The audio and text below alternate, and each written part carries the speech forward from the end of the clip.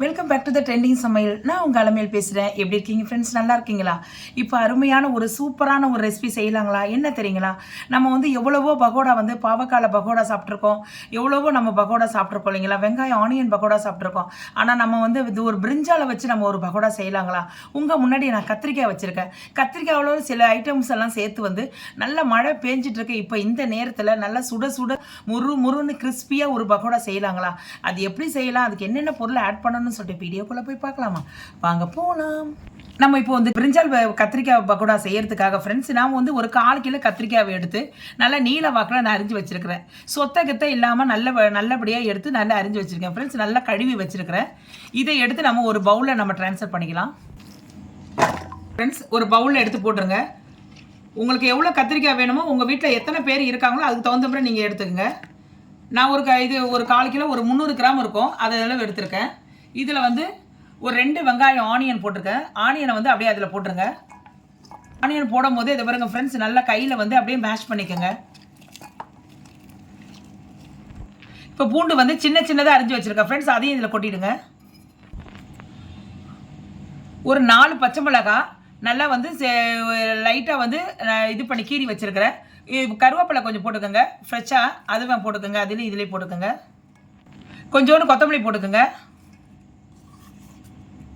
கொஞ்சோண்டு சில்லித்தூள் ஆட் பண்ணிக்கோங்க friends. Already குழந்தைங்க சாப்பிட்றதா இருந்தால் மிளகாய் நம்ம இது பச்சை மிளகாய் அவாய்ட் பண்ணிவிடுங்க. சில்லித்தூளோடு விட்டுருங்க. 1 டீஸ்பூன் கரம் மசாலா ஆட் பண்ணிக்கோங்க ஃப்ரெண்ட்ஸ். 1 டீஸ்பூன் தனியாத்தூள் ஆட் பண்ணிக்கோங்க. தேவையான அளவு சால்ட் ஆட் பண்ணிக்கோங்க. இப்போ நம்ம கார்ன்ஃப்ளவர் 1 டீஸ்பூன் ஆட் பண்ணிக்கோங்க. 1 2 கூட ஆட் பண்ணிக்கோங்க. இப்போ 2 டீஸ்பூன் கார்ன்ஃப்ளவர் ஆட் பண்ணிட்டோம். 2 டீஸ்பூன் மைதா ஆட் பண்ணிக்கோங்க. 2 டீஸ்பூன் நம்ம கடலை மாவு ஆட் பண்ணிக்கோங்க ஃப்ரெண்ட்ஸ். அவ்வளோதான் ஃப்ரெண்ட்ஸ், எல்லாத்தையும் போட்டு நல்லா கலக்கிடுங்க. இதோடு தண்ணி தெளிச்சுக்கோங்க ஃப்ரெண்ட்ஸ். தண்ணி தெளித்து நல்லா ஆட் பண்ணிக்கோங்க. நல்லா போட்டு பிசைஞ்சிக்கங்க. நல்லா முடிஞ்சிடுச்சு. நல்லா கலக்கி ரெடி பண்ணி இதே மாதிரி நல்லா செட்டாக வச்சுக்கோங்க. இப்போ நம்ம ஒரு வானல் வச்சுக்கோங்க. வானலில் நம்ம எண்ணெயை காய வச்சு இதை அப்படியே கொஞ்சம் கொஞ்சமாக நான் அப்படியே பொரிச்சு எடுத்துடலாம் இப்போது. ஓகே ஃப்ரெண்ட்ஸ், இப்போ வானலில் நம்ம எண்ணெயை காய வச்சுருக்கோம். நல்லா கொஞ்சம் எண்ணெய் காஞ்சிட்டு இருக்கு ஃப்ரெண்ட்ஸ். இந்த தருணத்தில் நம்ம ரெடி பண்ணி வச்சுருக்கோம் இல்லைங்களா பிரிஞ்சால் பகோடாவும் இப்போ ஒன்று அப்படி உதிரியாக போடுங்க ஃப்ரெண்ட்ஸ். ஓகேங்களா? மேலே பட்டுற போது நேற்று சொன்ன வார்த்தையை தான் இன்றைக்கே சொல்கிறேன் ஃப்ரெண்ட்ஸ். குழந்தைங்களை பக்கத்தில் நிற்க வைக்காதீங்க. மேலே தெளிச்சிரும், உங்களுக்கும் கையில் தெளிச்சிரும். பார்த்து போடுங்க ஃப்ரெண்ட்ஸ். ஓகே ஃப்ரெண்ட்ஸ், இப்போ பாருங்கள் அப்படியே ஒன்றா போடுங்க.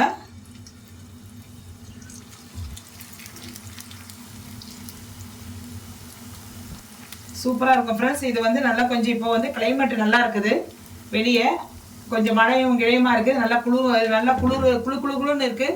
இந்த நேரத்தில் நம்ம இதை நீங்கள் போட்டு சுடு சாப்பிட்டீங்கன்னா நல்லா சூப்பராக இருக்கும். சாப்பிட்றதுக்கும் நல்லா இருக்கும் ஃப்ரெண்ட்ஸ். நம்ம வெளியே போய் கடையில் போய் வாங்கி சாப்பிட்றத விட நல்லா ஒரு சாம்பார் சாதத்துக்கு ரச சாதத்துக்கெல்லாம் நல்லா வாட்டமாக இருக்கும்.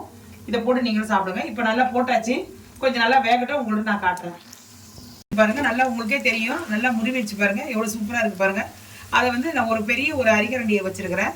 எண்ணெயெல்லாம் இதில் நல்லா வடிஞ்சிடும் ஃப்ரெண்ட்ஸ். இதில் எடுத்து நம்ம போட்டுக்கலாம். போட்டுட்டு நான் உங்களுக்கு நான் காட்டுறேன் ஃப்ரெண்ட்ஸ். இப்போ பாருங்கள், செம்ம சூப்பராக நல்லா கத்திரிக்காய் பக்கோடா ரெடியாக இருக்குது. நல்ல மொறு நல்லா கிறிஸ்பியாக உங்களுக்கே தெரியும். பாருங்கள் எப்படி இருக்குது பாருங்கள். சாப்பிடணும் போல இருக்குங்களா? நல்லா மழை பெஞ்சிட்டு இருக்கு. இந்த நேரத்தில் இந்த மாதிரி நல்லா சுட வச்சுக்கிட்டு சாப்பிட்றதுக்கு ஒரு தட்டோட பிளேட்டில் போட்டு சாப்பிட்றதுக்கு அவ்வளோ ருசியாக இருக்கும் ஃப்ரெண்ட்ஸ். நீங்களும் செய்து சாப்பிட்டு பாருங்கள். இப்போ மீதி இருக்க பேலன்ஸ் எல்லாத்தையும் நான் போட்டுட்டு உங்களுக்கு நான் காட்டுறேன்.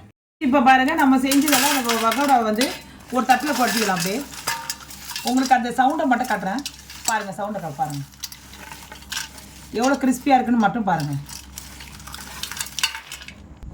இப்போ பாருங்கள் ஃப்ரெண்ட்ஸ், இப்போ பாருங்கள் இது பாருங்கள் எவ்வளோ நல்லா கிறிஸ்பியாக இருக்குது பாருங்கள். எவ்வளோ இது பாருங்கள் பிரிஞ்சால்லாம் எப்படி ஆயிடுச்சு பாருங்கள். இது பாருங்கள் எவ்வளோ பிரிஞ்சால் எவ்வளோ நல்லா கிறிஸ்பியாக இருக்குது பாருங்கள். இப்போ நான் சவுண்டை மட்டும் பாருங்கள், அது எவ்வளோ கிறிஸ்பியாக இருக்குதுன்னு சொல்லிட்டு நான் உங்களுக்கு தெரிஞ்சால் தானே நாளைக்கு நீங்களும் செய்கிறதுக்கு வாட்டமாக இருக்கும். இப்போ நான் பாருங்கள், நான் காட்டுறேன்.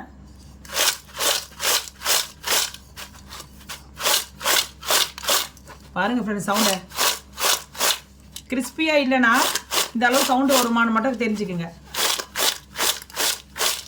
பாருங்கள் ஃப்ரெண்ட்ஸ் எவ்வளோ சூப்பராக இருக்குது பாருங்கள். நான் இதையும் உங்களுக்கு சவுண்டு காட்டுறேன். இது பாருங்கள் எவ்வளோ சவுண்டு பாருங்கள். பாருங்கள் பாருங்கள் பாருங்கள் எவ்வளோ சூப்பராக நல்லா வந்து பகோடா அந்த இதில் ரேஞ்சில் இருக்குது பாருங்கள் ஃப்ரெண்ட்ஸ். இப்போ நம்ம இன்னொரு தட்டில் நான் சேவ் பண்ணிட்டு உங்களுக்கு காட்டுறேன். சூப்பராக வந்து உங்ககிட்ட நான் டெக்கரேஷன் பண்ணி காட்டி வச்சுருக்கேன் பாருங்கள்.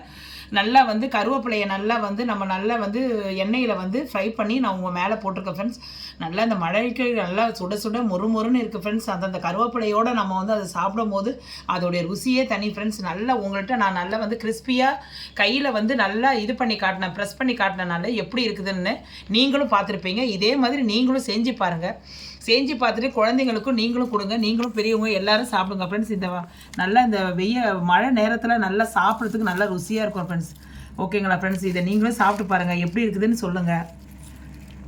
ஓகே ஃப்ரெண்ட்ஸ், இப்போ பாருங்கள் செம்ம சூப்பராக இருக்குது. நீங்களும் எது செஞ்சு பாருங்கள். செஞ்சு பார்த்துட்டு எவ்வளோ நல்லா இருக்குது, எப்படி வந்ததுன்னு சொல்லிட்டு உங்களுடைய கமெண்ட்ஸ் ஃபீட்பேக்கை வந்து என்னுடைய கமெண்ட் செக்ஷனில் சொல்லுங்கள் ஃப்ரெண்ட்ஸ்.